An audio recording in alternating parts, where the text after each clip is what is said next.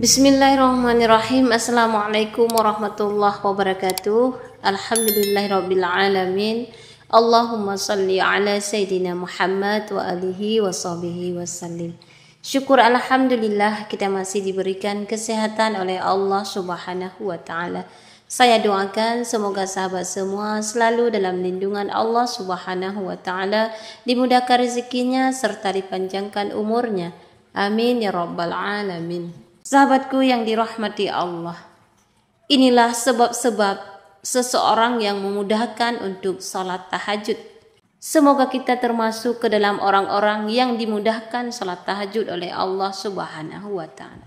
Sahabatku yang dirahmati Allah, sesungguhnya melakukan salat tahajud dan mengekang dorongan hawa nafsu dan syaitan adalah sesuatu yang teramat berat dan sulit, kecuali bagi orang yang dimudahkan dan ditolong oleh Allah Subhanahu wa taala. Ada beberapa faktor yang bisa membantu dan memotivasi seseorang untuk melakukan salat tahajud serta memudahkannya dengan izin Allah Subhanahu wa taala. Faktor ini terbagi menjadi dua bagian. Yang pertama, sarana lahir dan sarana batin. Terus bagaimana yang dikatakan faktor lahir? Yang pertama, menjauhi perbuatan dosa dan maksiat, yaitu tidak melakukan perbuatan dosa di siang hari dan di malam hari, karena hal itu bisa membuat hati keras dan menghalangi seseorang dari curahan Rahman. Seorang laki-laki bertanya kepada Al-Hasan Al-Basri, "Wahai Abu Sa'id, semalaman aku dalam keadaan sehat. Lalu aku ingin melakukan salat malam dan aku telah menyiapkan kebutuhan untuk bersuci. Tapi mengapa aku tidak dapat bangun?" Al-Hasan menjawab, "Dosa-dosamu mengikatmu. Saudaraku, tinggallah kemaksiatan dan dosa jika engkau mengharapkan berkhalwah atau menyendiri dengan Allah Subhanahu wa taala yang Maha mengetahui segala yang gaib." Kemudian yang kedua, tidak meninggalkan tidur siang karena itu adalah sunnah. Dari Ibnu Abbas radhiyallahu anhuma, ia menuturkan, Rasulullah Shallallahu Alaihi Wasallam bersabda, "Jadikanlah makanan sahur sebagai sarana untuk membantumu melakukan puasa di siang hari, dan tidur pada tengah hari sebagai sarana untuk membantumu melakukan salat tahajud." Nabi Shallallahu Alaihi Wasallam mendorong untuk melakukan hal-hal yang dapat membantu, menggiatkan dan menjadikan orang beramal dengan terus-menerus. Sebab sibuk di siang hari hingga tidak tidur pada tengah hari dapat membuat fisik lemah dan di malam hari tidur menjadi nyenyak. Kemudian yang ketiga, tidak memperbanyak makan. Sebab orang yang banyak makan akan banyak minum, akan terlelap dalam tidur dan berat untuk melakukan salat tahajud. Rasulullah Shallallahu Alaihi Wasallam bersabda, "Tidak ada wadah yang paling buruk yang diisi manusia selain perutnya. Cukuplah seorang anak Adam menyantap beberapa suap makanan saja yang dapat mengokohkan tulang punggungnya.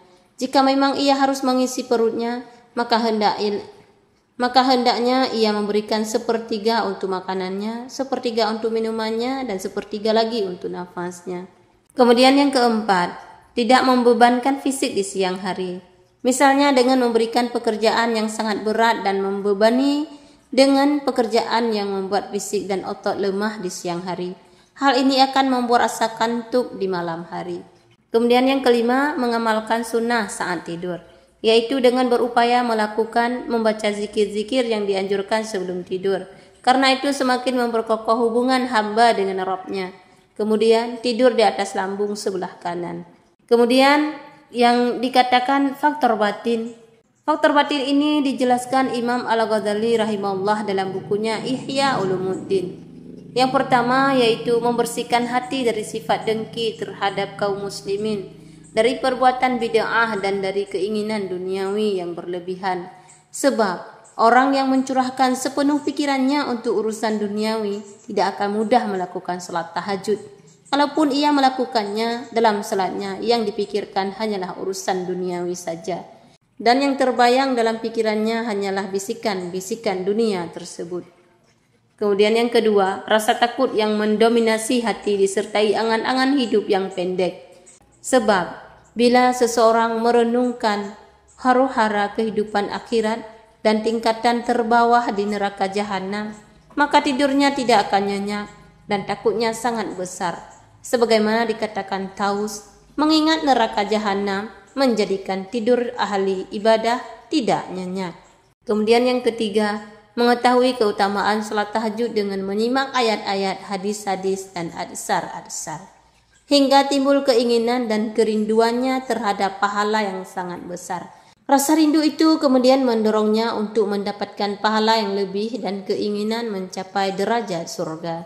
Kemudian yang keempat, ini adalah faktor yang paling mulia, yaitu mencintai Allah dan keyakinan yang kuat bahwa dalam salat tahajud dia tidak mengucapkan satu huruf pun, melainkan ia tengah bermunajat kepada Rabb-Nya dan menyaksikannya, disertai dengan kesaksiannya terhadap apa yang terlintas di hatinya.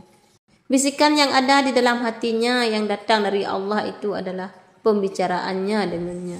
Bila ia telah mencintai Allah, pasti ia ingin berduaan bersamanya dan menikmati munajat dengannya, sehingga hal itu mendorongnya untuk berlama-lama dalam salat. Kenikmatan ini tidaklah mustahil dan generasi salaf kita telah merasakannya. Abu Sulaiman berkata, seandainya Allah memperlihatkan kepada orang-orang yang senantiasa melakukan salat tahajud pahala dari amal mereka, tentu kenikmatan yang mereka rasakan lebih besar dari pahala yang mereka dapat. Ibnu Al-Munqadir berkata, tidak ada kenikmatan dunia kecuali 3. Salat tahajud, berkumpul bersama saudara seiman, dan salat dengan berjamaah.